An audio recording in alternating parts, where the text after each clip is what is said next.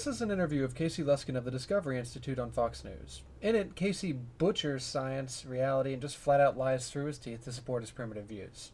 Now, please note that this is the same clown who felt himself qualified enough to critique a peer-reviewed publication about the evolution of the tetrapod arm without even knowing the names of the major bones of the arm.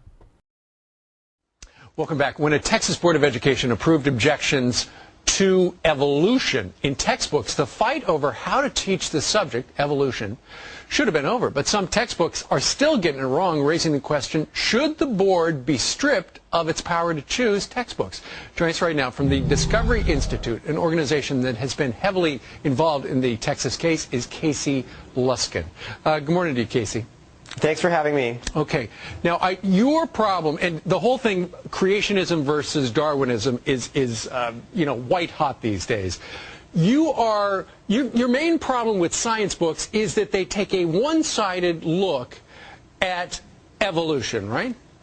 That's exactly right. Unfortunately, the vast majority of biology textbooks today really censor from students any of the science that challenges Darwin. No, Luskin, the science doesn't challenge Darwin. You simply don't understand science and don't understand how factually inept your arguments are. For example, let's take a flat earther who stands up and says, yeah, well, if the earth is really round, then why don't all the Asian people fall off of the bottom? That's exactly what Luskin is doing. He's not understanding the arguments and therefore views the concept, around earth, evolution, as being false because he thinks that he has this big hole. But again, his knowledge is so limited that he doesn't understand that those quote-unquote holes don't really exist. This is not about teaching creationism. This is simply about allowing students to hear about some of the evidence that challenges evolution as well as the evidence that supports it. Right, exactly. Now, and you told me during the break about 100% of the mainstream books get it wrong regarding evolution. And for instance, Haeckels embryos, how do they get that wrong, all the books? Well, there are biology textbooks in use today that use these drawings of vertebrate embryos, things like chickens and cows and humans. And biologists have known that these drawings were fraudulent for over 100 years. But what these drawings do is they obscure the differences between the early stages of embryos in order to make it look like all these different vertebrate groups share a common ancestor. But we've known for hundreds of years, for decades, that these drawings are fraudulent, and they are still in many textbooks that are used today. And we think that students should be getting, the most accurate and objective evidence for evolution, not these fraudulent drawings. Okay, it's time that we address the creationist favorite, Haeckels embryos. Okay. It's a well-known fact that organisms, while they're developing, converge during their phylotypic stages to appear very similarly. That's really not disputed. Dolphins and snakes both have leg buds, chickens look like humans, it's a fact, it happens. Now, what Haeckel falsely believed was that a vertebrate organism passed through different stages reflecting its evolution. So, for example, he argued that a human being would pass through a stage where it looked like a fish, then an amphibian, then a reptile, then onto the mammals that we are. He based this belief largely on an assumption that DNA couldn't really change, which, by the way, is a creationist favorite. That DNA had certain constraints, and that the embryo was sort of locked into its developmental course, and that modifications happened in the adult human being, or in the adult animal. We now know this to be false. So what Haeckel did was to exaggerate these similarities to demonstrate his point. So think of a caricature where the prominent features of a person are made much more prominent. Now, note that Haeckel didn't make any of these characteristics or similarities up. They are really all there in the embryos, and they are very similar. That being said, however, exaggerating them still isn't acceptable in science, which is why Haeckel's embryos are viewed the way they are.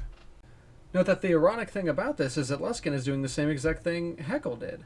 While Haeckel dishonestly exaggerated the similarities in the embryos, Luskin is dishonestly exaggerating the differences in the embryos. He's doing the exact same thing, although I would argue that what Luskin is doing is more immoral, simply because what Haeckel based his drawings on actually existed. These similarities are there. Whereas what Luskin is doing is he's trying to mislead you into thinking that there are no similarities whatsoever, which is more dishonest because he's fabricating something.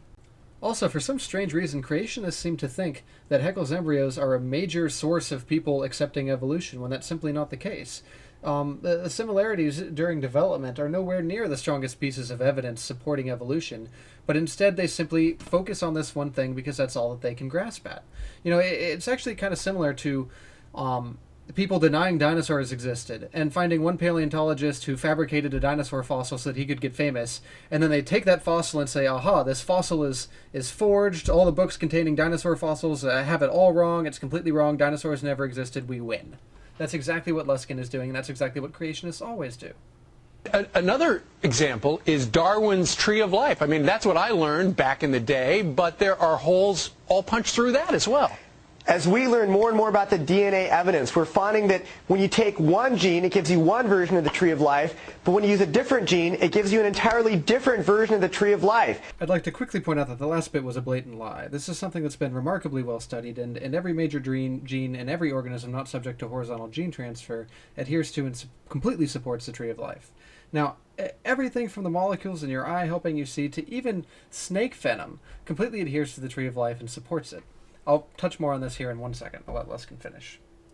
An article in the journal New Scientist recently said that the tree of life is being, quote, annihilated, unquote, by the new DNA evidence. And yet when we look at textbooks, they present the tree of life as if it's an unadulterated fact. Folks, this is a perfect example as to why exactly you cannot trust these people. What the article in New Scientist demonstrated was that there was much more horizontal gene transfer early on than what we thought. So what is horizontal gene transfer? Well, it basically happens when two organisms of different species swap genes with each other. This happens mostly in bacteria and lower-level organisms. It's actually one of the major problems with antibiotic resistance in the sense that we all have normal flora and bacteria in our intestinal tracts. Well, what happens when we take antibiotics is that we select for our normal flora that are resistant to those antibiotics because they have the resistant genes. Now what happens later on when we get a pathogenic infection is that those resistance genes from our normal flora can actually be passed to the pathogenic bacteria, causing them to become resistant to antibiotics too. So what Casey Luskin is basically doing here is taking the example of New Scientist, which was that there's much more horizontal gene transfer in the lower tree of life than what we previously thought, and he's applying it to the entire tree, as if there's this murkying of the water between amphibians and reptiles and birds and mammals and things like that, which simply isn't the case. If anything, the article in New Scientist applied to the bottom 1/15th of the tree, where the remainder of the tree is perfectly intact. There is no horizontal gene transfer between larger organisms simply because that doesn't happen. Now, as far as why shouldn't that be included in the textbook, do you really think that it's appropriate to be telling a third grader, well, it's not really the tree of life, it's actually the web of life because there's much more horizontal gene transfer in far primitive organisms? No, sorry, that's simply not appropriate. The tree of life is an appropriate description for the vast majority of the tree and for what's trying to be portrayed here. Luskin simply doesn't count on you being able to know that. So what it comes down to for you is 100%, near 100% of the textbooks get it wrong. You're not taking a side whether evolution is right or creationism right. You're just simply saying if the textbooks are going to be teaching evolution, get it right because everybody's getting it wrong. Well, we don't support the teaching of creationism, but we do support the teaching of good science. And the best science shows that there is a real scientific controversy over this. All right, Casey Luskin joining us from the Discovery Institute in Seattle. Casey, thank you very much. Thank you. There may be some sort of controversy in the land of dishonest troglodytes, but in the scientific community, there is no controversy, and there hasn't been for at least 100 years. Now, what gets me here the most is probably the hypocrisy. So, I mean, here we have a guy who's willing to go on the picture tube and tell lie after lie after lie and butcher science at the same time claiming to have the moral position and preserve science. I mean, even Holocaust deniers don't stoop to this level of hypocrisy. Casey Luskin of the Discovery Institute, ladies and gentlemen, give him a hand. And here it is, your moment of Zen.